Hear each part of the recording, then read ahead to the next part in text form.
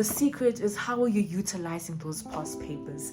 You need to be very aggressive with past papers. 2023 final exam, 2023 mace up, the 2022 final exam, and then try and create the exam setting. After doing it, I just felt confident that, oh, okay, now I've done everything. They combined 2 sections, and that needed you to critically think about the question. In 5, 10, 15, 20, 100 past papers.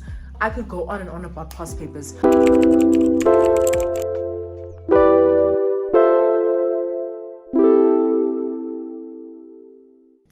Hey everyone, welcome to my channel. My name is Siki. I'm a first year medical student at the University of Pretoria, and I'm so excited to be doing this video.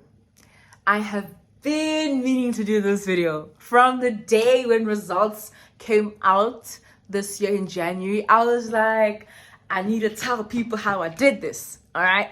I need to tell people what I wish I knew when I was in Matric and when I was in grade 11, all right? So please stick around, stay till the end, because this is probably going to be my best video yet. Anyways, so you all know what this video is about, and I hope you all have your notebooks and your pens ready to write down all the tips that I will be giving you. Now, if you are someone who has already matriculated, you are, a post-matric learner, or I don't know, you're like working, you're an adult, or whatever, you're done with matric, please do share this with a matric student or a high school learner that you know. Whether it's your cousin, whether it's your neighbor, whether it's someone you know, like you know that person is in matric or that person's in high school, please send them the link to this video so that they can hear these really good tips and so that they can implement them in their studies. All right, one last thing before I start giving you the tips is that I just wanted to put it out there. I just want to let you know that these tips actually work. Okay, they worked for me, and I've seen some top students implement them too. And also, in addition to that, I started my matric year at a very new school. There I am, 2023, January, new environment, new teachers, new atmosphere. A lot was new. But because of these 10 tips, y'all not hearing me? Because of these tips. Because of these tips and because of God's grace, I'm sorry, I give all the grace, all the honor, all the glory goes to God. But yes, guys, because of these tips and the Lord's favor, I was able to make it out with really good results. Okay, I achieved 6 distinctions. Here's my matric certificate. I achieved 6 distinctions with an average of 85%. And I was amongst the top achievers. These tips work. Tip number 1 is past papers. But I'm sure you're sick and tired of hearing that, right? As a matric student, I was too, okay? But guys, the secret is how are you utilizing those past papers? The exam is so long, guys. There is so much that you are examined on. And for me, I personally felt as though me sitting for 3 hours, that was the maximum amount of time that I'd sit doing a past paper. Me sitting for 3 hours doing a past paper, and then, oh, okay, I look at the memo, I mark myself, I see where I went wrong. For me, I felt as though I was not benefiting or using that past paper at my advantage. I was not utilizing it. But let me tell you how you can do that. You need to do past papers section by section. Section by section.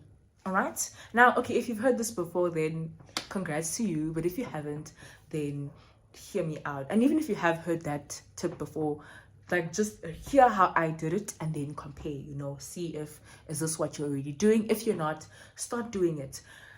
But this is what you do, guys. You take, for example, okay, let's start with 5 past papers. You take 5 past papers from the past 5 years, all right? Although, another thing that I wanted to say is that with me, I know like in school, they do tell you that, no, guys, only do the recent 5 years of the papers. I'm sorry. I went back to 2011 to 2014 simply because I was crazy.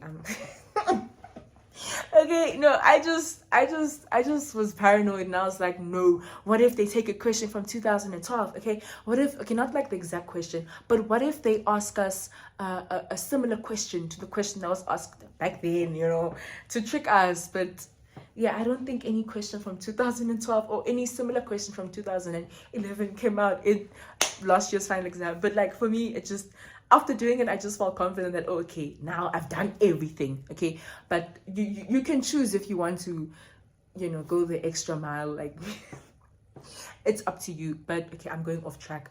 But basically, what you do is you take past papers from the most recent 5 years, or you should also be doing the supplementary exams, right? So if you want to take the most recent 5 past papers that have been set, then you would do now I'm speaking to the matrics, you would do the 2024 May supplementary exam, you would do the 2023 final exam, 2023 May sup, the 2022 final exam, and the 2022 May sup. So essentially, guys, there are a lot of past papers online for you matrics that you can practice with, right? So let's take those 5 papers. What you do is you take those 5 papers, right, and you will open the past papers to the section or to the topic that you are struggling most with. So let's say, for example, you are struggling with trigonometry. That's paper 2, right? So we all know that trig counts a lot. I think it counts about 50%, I'm not sure. But what you do is you open the trigonometry section of those 5 past papers, and you will dedicate, I don't know how long you want to dedicate, 3 hours, 4 hours, 5 hours, the entire day to just mastering trigonometry. If it's Euclidean geometry that you're struggling with, you take those 5 past papers and you just do Euclidean geometry. Because you know what that does, guys? The advantage is that you do the first paper and you see how you do in the trig section, right? Fine, you mark yourself. You do the second paper, you do the third paper, you do the fourth paper. By the time you reach the 5th paper doing the trigonometry section, you will see that there are some repetitive things. Now, we all know that in mathematics and in other subjects too, they repeat questions. But it's a thing of, they don't repeat the exact same question. They repeat the strategy that you have to implement. They repeat the steps, the steps. Yeah, that's what they repeat. So what you are benefiting from doing past paper section by section is that you now see the different ways that the IEB or that the national or that the government can set the papers. You see all the ways that they target certain questions, and by the end of it, after doing 20, 30, 40, 50, I'm telling you, I am sure that I did 100 past papers in preparation for my maths and physical sciences exams. I did a lot of past papers, but by the end of it, after practicing past papers section by section, I was able to master how they asked questions about identities, because I knew that, okay, the IEB is so limited as to how they can ask the questions. I know every single method, I know every single strategy, I know every single way that they can ask that question. And that is what you do, guys. Essentially, you focus on the sections that you are struggling with first, and then you go on and then you do the easy things like the algebra. What else was easy? The stats, and the other sections that you find are a bit chilled for you. But start with the ones that you're struggling, and then you go on and you go on and you go on. Just to add on, the reason why I did that is also, I felt as though after completing an entire 3-hour maths exam practice paper, it was a thing of, oh, okay, after marking myself, when I go back to, let's say I did something wrong in the algebra section, which is the section A, when I go back to, which is question 1, section A, when I go back to that, I feel like I've already forgotten I've forgotten where my brain was at whilst I was doing that question. It's a thing of like, I've done so much, and now it's like, sheesh, what was I actually doing? Like, oh, I feel like it becomes hard to actually see what you're doing wrong in that section, especially because, guys, the way that they assess us is that you need to be critical, especially with maths. You need to be a critical person when you're doing it. At the end of the day, you're not doing past papers because you want to, repeat whatever, repeat, but you want to do past papers because you want to understand. And I felt as though in the 2023 final maths exam, our exam was very different compared to the 2022 and the past years. That is also because our exam was set by a different examiner. There you go. You also need to think of that too, that the examiners change. When you notice a trend in the exam papers, in the questions, most of the time it's because they were set by the same examiner. But now with us, I remember we had we were just the unfortunate ones. We got that switch where we had new examiners coming in. Even if you are not an IEB student, please, if you are a CAPS learner, you can still access the IEB website. I think you still can, because we didn't have like a fancy password, whatever system. No, you just enter, I think it's guest at ieb.something. You can also access the IEB website, and you must look at those look at our 2023 exam, our final maths exam, especially towards the end. It was the probability and the function section. They combined two sections, and that needed you to critically think about the question. Like, I feel like no matter how many past papers, or maybe no matter how many strategies or methods you must have crammed, or whatever it is, you needed to have critically thought about that question, and that's, I don't know if I got it right, I don't know if I got it wrong. But yes, guys, the main thing, I feel like once you do past papers section by section, you develop a way of approaching questions, man. And that's another thing with exams. They are also testing your approach. Your approach is very important, and the way that you process questions, especially with subjects like life sciences and physical sciences, where first of all, you are not just recalling or regurgitating the information. Instead, you are applying. It is the application that the examiners are testing. And so once you do past paper section by section, you are testing the way that you apply it. You are testing the way that, oh, okay, I know that, they can test me identities like this, like this, like this, like that. And you also see the different approaches. And also in your mind, you just develop another way of comprehending the question, guys. I hope I'm making sense. I hope this is not too, messy, or I hope it's not too complicated what I'm saying. But yes, I hope I'm making my point clear. Also, this tip I got from someone else. This is not my own tip. This tip I got from, I think it was Utam Diesel. Yes, do not do a past paper that does not have a memo. So before you do a past paper, check that it has a memo, because if you do a past paper that doesn't have a memo, then you are wasting your time. Simply put, there is no point in doing that past paper, because at the end of it, you will not know whether you are on the right track of things. I mean, as much as, yes, you can go and ask your teacher, you can do that, but hey man, if you're using my method and you are doing 5, 10, 15, 20, 100 past papers, are you going to go to your teacher? And if you're doing a bad amount of past papers that don't have memos, you're not going to be able to go to your teacher and ask them to mark those papers for you. They're not going to do that. There's no time.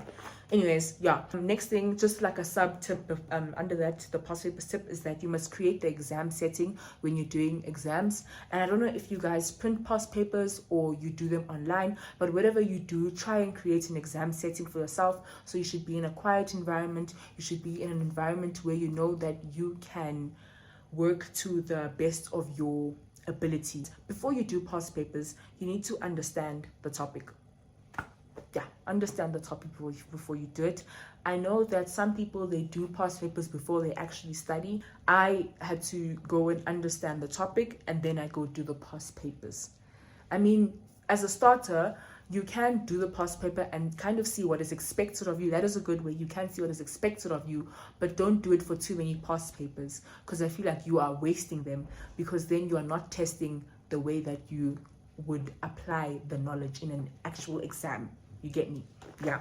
And then next thing is you need to be, this is a sub tip. You need to be aggressive with past papers. You need to be very aggressive with past papers, and do not just do past papers that were set by, obviously it's important to do, if you're IEB, do past papers that were set by the IEB. Do past papers that were set by the people that will be examining you later.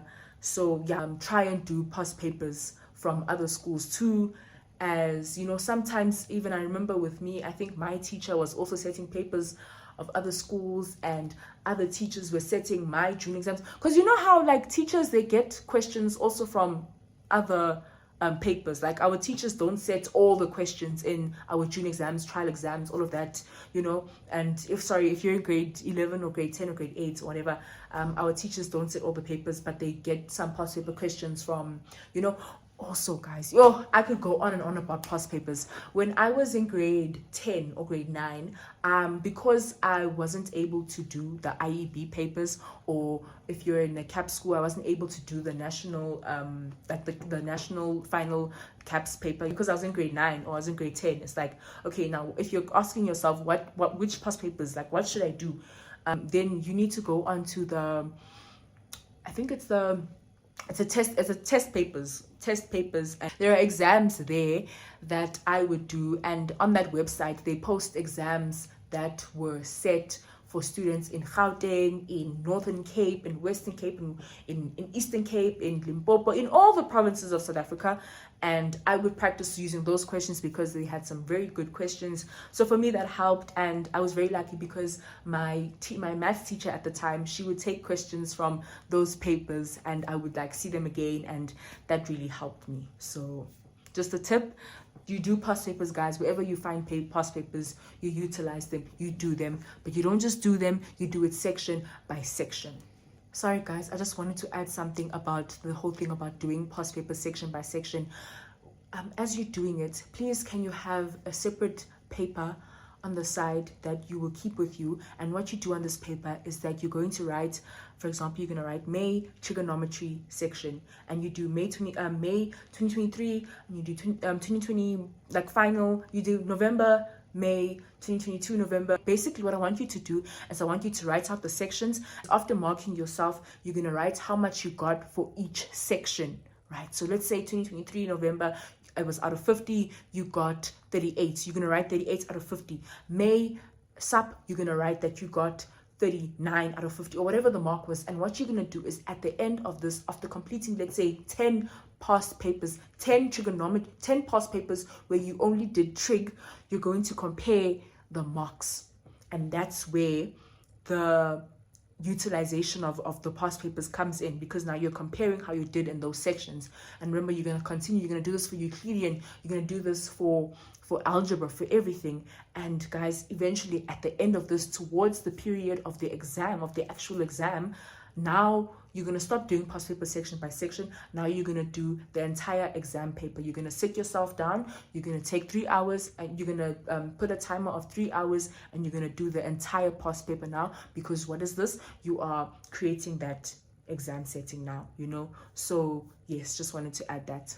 And wow, you have finally reached the end of part 1 of how to get distinctions in Matric. I have already filmed part 2 and I'll be posting it very soon. In that video, I speak about other tips that are not related to past papers, and in part 3, I'll be answering a few questions I received from people. Thank you guys for watching and for reaching the end of this video. Much love. Take care.